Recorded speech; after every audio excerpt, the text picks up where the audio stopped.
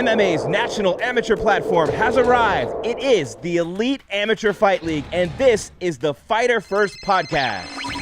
What's up, fight fans? Welcome back to the Elite Amateur Fight League right here. Fighter First Podcast. Jim Grieshaber, voice of the Elite Amateur Fight League from day one. Season 2 was one of our favorite seasons. We love them all, but one of the absolute most action-packed from start to finish with great teams representing some great gyms in great states for our incredible sport. And one of the stars of that season, joining me now from the national champions of New Mexico and Jackson Wink, is the Blasian Sensation, Justin Oconnor. He's now living in Massachusetts and training at Lausanne MMA with Joe Lausanne, and we'll get to that in a minute. But Justin, 1-1 in season 2 for the national champs. You guys beat Alpha Male and Northern California, and you guys made them the Beta Male that night when you think about it. But those are two of the best gyms in the sport, and we had them on display in the finals, and you were competing right in the middle of all of it. What an awesome opportunity that was for me to call the fight, so I can only imagine what it would have been like to be in the cage competing. Honestly, it was an amazing experience. I think personally for me, I did a lot of growing as a mixed martial artist. I don't know about a couple of my teammates starting out when we were fighting Arizona were actually making their debuts that night. So it was really exciting for all of us, having trained together, having worked hard, grinded and all that stuff, being able to put our talents and basically our hearts out there for the fans to see. So I think that, just as a martial artist in general, we want to constantly be improving ourselves, but also being able to show how good we are. And I think my power kicked off there. Anyway, it was just really exciting overall for us to compete in it. And I think in the future, you're going to be able to see a lot of amazing stuff from us. Yeah, and you guys had the casino in Arizona at Twin Arrows, right, against the Team Arizona. So you went and got a chance to stay in the woods in Flagstaff in the casino, beautiful casino in Twin Arrows. And, then in the finals out in San Diego. So you got the casino, you got San Diego. To be able to travel to those places and be treated like a pro and live out that experience as an amateur. Can you just let everybody know what that was like? Because you're turning pro now, and you're back in the Northeast where you grew up. We'll get to that in a minute. But now that you're turning pro, you've already got some experience not only staying in those places and traveling like a pro, but doing the media, doing the social media, getting that training, and knowing what it's like on that level before you get there. Yeah, that's right. So as far as the, training, but, not the training. As far as the travel went, it was really nice to be able to have the EAFL kind of take care of everything for us, The Twin Arrows Casino was amazing. I fought, 3 times there now, and each time they've taken care of me.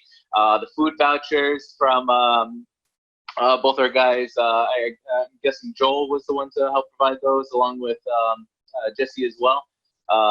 They just did an amazing job taking care of us. They had 2 fighters to a room, so everybody made sure to have plenty of space. But even past that, just the ability to go from where you're sleeping just down to the ring in a matter of 5 minutes, having that close proximity was just amazing. So I really felt like the build up towards the actual fight itself was just that much easier thanks to those things.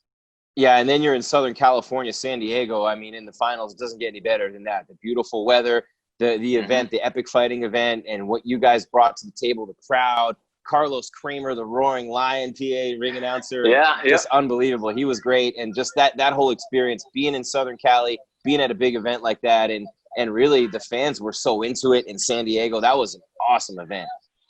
Oh, I'm glad we were able to put on a show for them, I know a lot of my teammates did great that night. I'm still proud of my performance that night. Even though I didn't win, I felt like, there's some things I could have done better. But just in general, we're evolving as martial artists. We're not going to be able to be, the best at everything all at once. So being able to get in those experiences where I'm fighting not people that I know that I'm better than,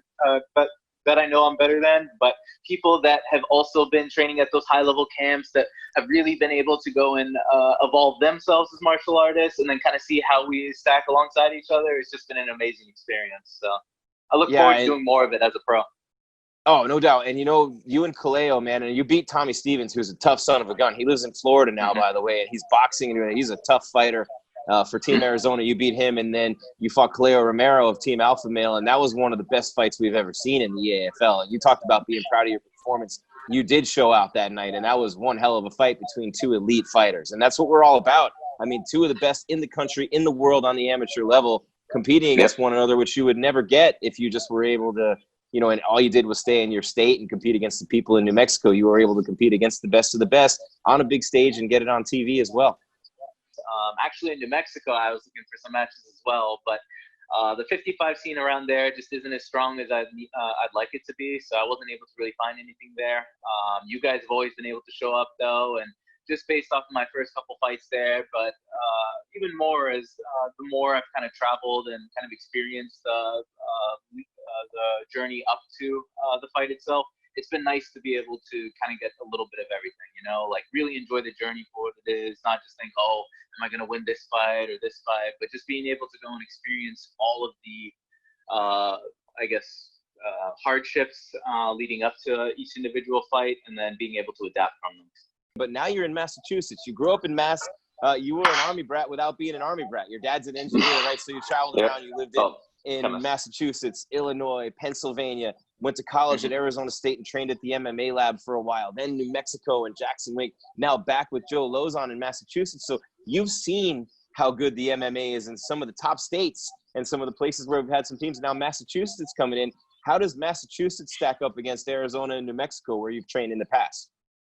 Well, I think that Massachusetts still kind of needs some time to build up their team. I think that if Massachusetts does end up going this season, I think they're going to do great. A lot of people go and put down the East Coast guys just because, they're not practicing as many combinations or, aren't, constantly in the grind of things as, maybe some of the other athletes are. But honestly, those guys grind harder than any other type of athletes I've ever seen before. Like, even when you think that you're more skilled technically than this guy or being able to really push the pace, like once it comes to like round 4, 5, 6, especially on Saturdays when we do like the multiple rounds of sparring, like those guys really know how to push the pace and really take it to you towards the end. So I would just say for any of the future opponents of the Team Massachusetts guys, just make sure to watch out, train as hard as you want, but they'll still take the fight to you.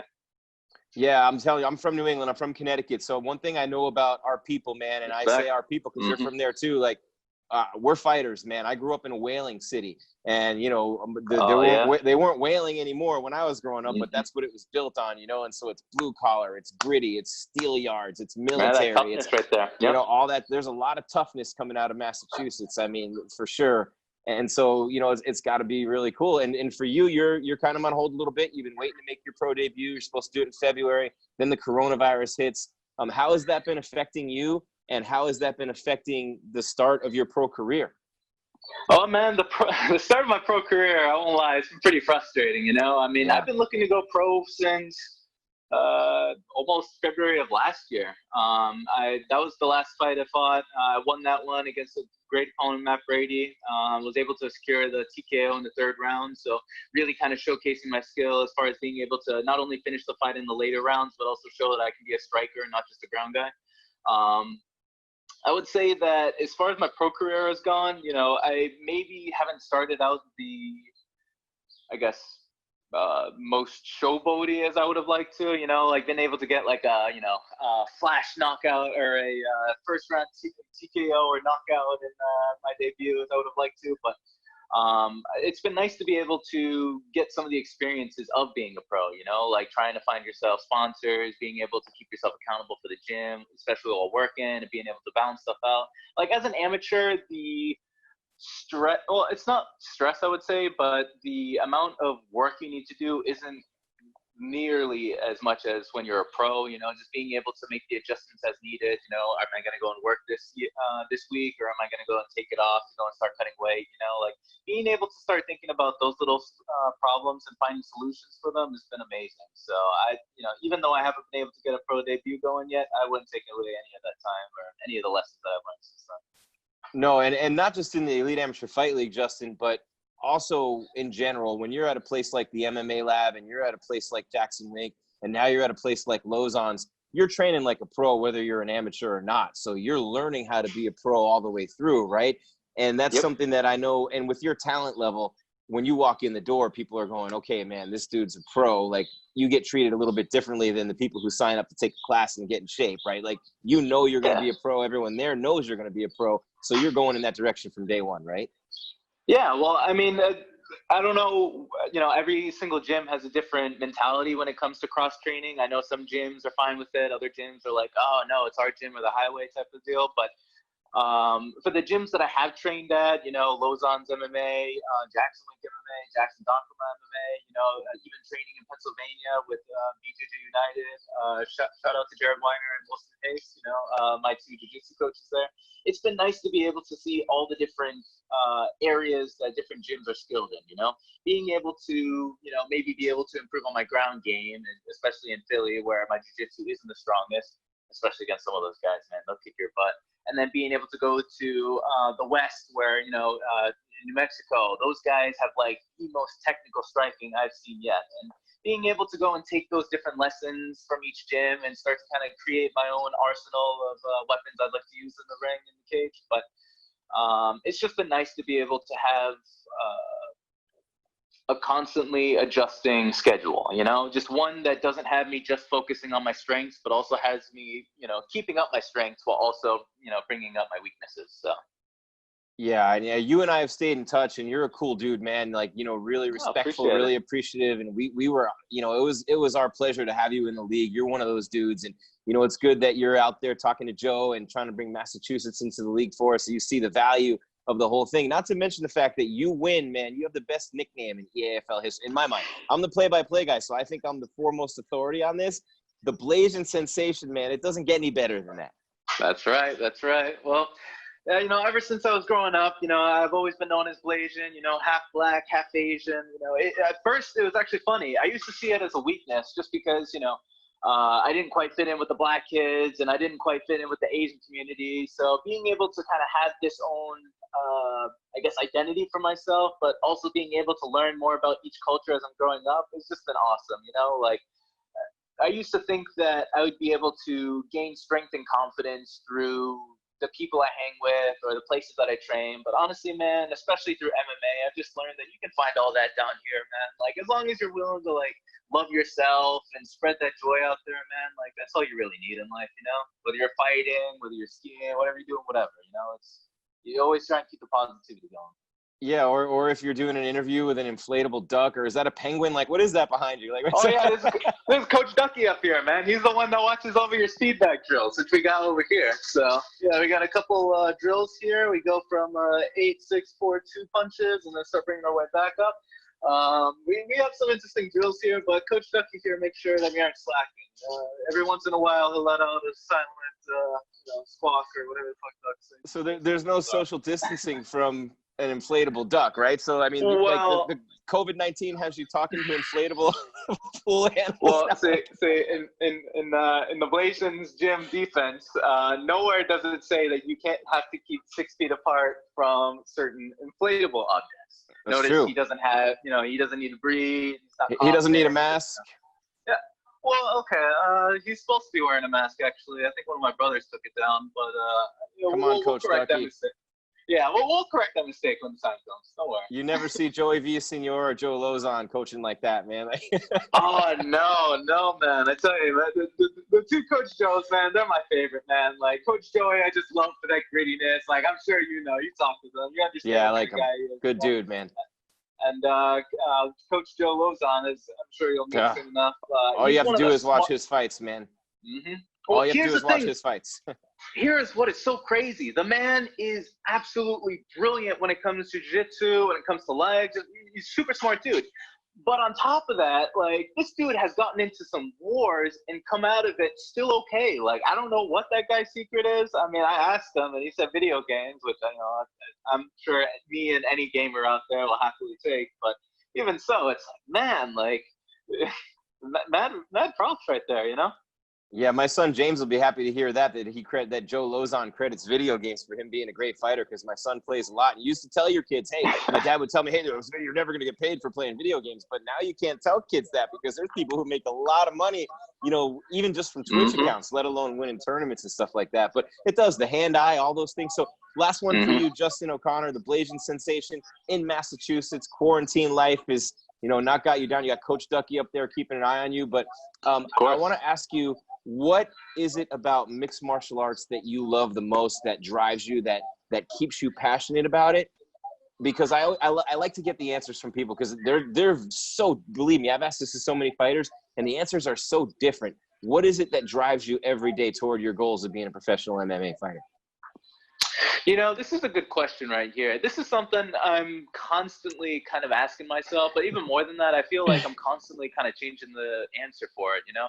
It used to be, when I first started, the ability to, you know, become famous, to be able to, you know, one day say, hey, you know, this is who I was back in the day, and this is what I was able to accomplish. But these days, I'm finding myself kind of shifting focus, especially during the pandemic, and now more than ever needing the, I guess, motivation to keep yourself going, especially after you've, you know, reached a high level of skill. These days, I find myself constantly loving MMA because it keeps me in check. It keeps me humble. It constantly is letting me know that no matter how good I get, there's always one other move that's going to beat my move, or one other person that's eventually going to beat me at my best. It constantly lets me know that for as good as I'm going to get, it's never enough. Which, you know, to some people, you know, that would probably say, oh, you know, then I wouldn't do MMA. But to me, it just says, you know what, I'm going to stay here as long as I can, and I'm just going to keep on going, you know? All right. And then one last thing, man, I just want you, if you will, to tell anyone who's watching, a fighter, you know, a coach, maybe thinking about putting a team in the Elite Amateur Fight League or competing in the EAFL, what the experience did for you and what it might do for them with their career and in life in general. Well, I would say to the coaches and any of the fellow fighters trying to join the EAFL, you know, I'd say definitely go for it. You know, if you find yourself second guessing or thinking that you're not good enough, you know, first of all, if you think you're not good enough, then the answer is always to train. But more than that, I think that if you do think of going into this, you know, enjoy the process, man. Really soak it up as much as you can. I know that sometimes as fighters, we try and rush the process between, you know, being in the back or being at weigh-ins to eventually getting in the back to eventually stepping in the cage, and, you know, all the nerves that end up following during that journey, and, you know, just going in there and fighting. You know, you don't need to do that. If you allow yourself to just kind of be in the present through each moment, allowing yourself to feel the positivity, feel all the good vibes, you know, understand what your environment is going to be like during that time, I guarantee you, every single time you step into that cage, you'll feel a lot more comfortable. So, all right, what better place to start than the EAFL, you know? What better place? And anything else you want to say, man, it's all yours. Anything you want to say to anyone, any of your fans, anybody with the EAFL, last thing, it's all you.